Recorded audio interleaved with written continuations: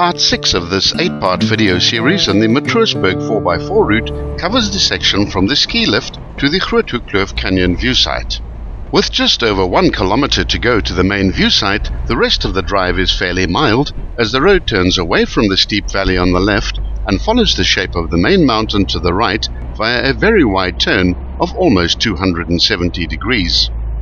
As the road starts bending towards the right, a fork is reached which is clearly signposted. Keep left to go to the upper plateau loop as well as the true summit, and keep right to go to the canyon view site. Not only is this left-hand fork very steep, but it has deteriorated badly into a jumble of loose rocks with very deep ruts and washaways. It should not be attempted except by those with excellent off-road driving skills and experienced in recovery techniques. Any vehicle venturing further than the Matroosberg intersection should have high ground clearance, low range and diff locks.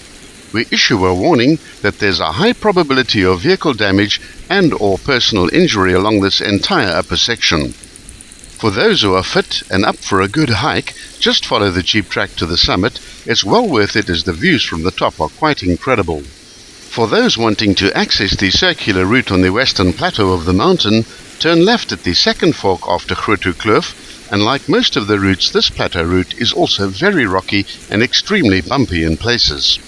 There are several tough grade 5 obstacles to conquer on the plateau, one of which is called Die Geert. We now go back to the main intersection to Matroosberg. Follow the track as it skirts a new canyon appearing on the left, and ensure you remain to the right of the marker poles and the chevron boards. After snow, this section can be very slippery after many vehicles have been up to the view site. Drive very carefully here and be careful of children running around. Don't cast caution to the wind just because you're near the end of the route. Remain inside the marker poles at all times. Park your vehicle on as level a piece of ground as you can find, as you don't want to start wheel spinning when you leave here. The Matroosberg Canyon itself must be one of the most spectacular sights in the whole of South Africa. It's narrow and very deep with sheer cliffs in excess of 400 vertical meters. The cliffs display different colors from light grays through to deep red and provide a dramatic scene which will impress even the most jaded traveler. The altitude here is 1,915 meters above sea level, and this is the point from where most sensible people will retreat back down to the farm.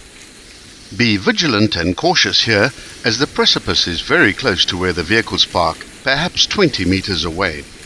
If there's lots of snow, it compacts into solid ice after a while, and this in turn becomes exceptionally slippery. It only takes one stumble and the sliding will begin, which has in the past resulted in 3 people falling off the precipice to their death. Keep children well away from this knife edge. Even in fair weather, strong anabatic and katabatic winds will blow up and down this canyon, which can easily cause you to lose your balance, especially if you're concentrating on photography or otherwise distracted.